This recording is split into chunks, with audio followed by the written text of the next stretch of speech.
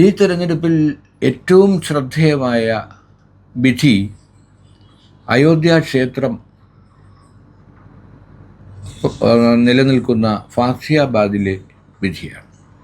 ഫാസിയാബാദിലെ അയോധ്യ ക്ഷേത്രത്തിൻ്റെ നിർമ്മാണവും തിരക്കിട്ടുള്ള അതിൻ്റെ ഉദ്ഘാടനവും നിർവഹിച്ചത് പ്രധാനമന്ത്രി നരേന്ദ്രമോദിയാണ്. അപ്പോൾ ഈ തെരഞ്ഞെടുപ്പിൽ മുഖ്യ തെരഞ്ഞെടുപ്പ് ആയുധമായി അവർ ആദ്യഘട്ടത്തിൽ ഉയർത്തി കാണിച്ചതും അയോധ്യ ക്ഷേത്രത്തിൻ്റെ സാക്ഷാത്കാരമാണ്. എന്നാൽ ഫാസിയാബാദിൽ മത്സരിച്ച സമാജ്വാദി പാർട്ടിയുടെ സ്ഥാനാർത്ഥി ആവാസ് പ്രസാദ് ആണ് വിജയിച്ചിരിക്കുന്നത്. BJPയുടെ ലാലു സിംഗ് പരാജയത്തിൻ്റെ രുചി അറിയുകയും ചെയ്തു.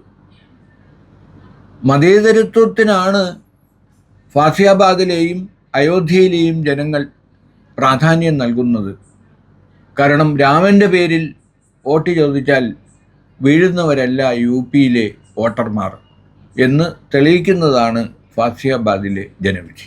മാത്രവുമല്ല, വാരണാസിയിൽ ഉൾപ്പെടെ, കാരണം 10 ലക്ഷം ഭൂരിപക്ഷം നേടുമെന്ന് അവകാശവാദവുമായി രംഗത്തിറങ്ങിയ പ്രധാനമന്ത്രി നരേന്ദ്രമോദി ഇപ്പോഴും 1.5 ലക്ഷത്തിൻ്റെ ഭൂരിപക്ഷമാണ് നേടിയിട്ടുള്ളത്. അത് അദ്ദേഹം മറികടക്കാമായിരിക്കാം. അതേസമയം റായ്ബറേലിയിലും വയനാട്ടിലും രാഹുൽ ഗാന്ധി 3.5 ലക്ഷത്തിന് മുകളിൽ ഭൂരിപക്ഷം നേടിക്കഴിഞ്ഞു. അപ്പോൾ ചില മണ്ഡലങ്ങളിൽ ഉള്ള വിധി വളരെ പ്രസക്തമാണ്.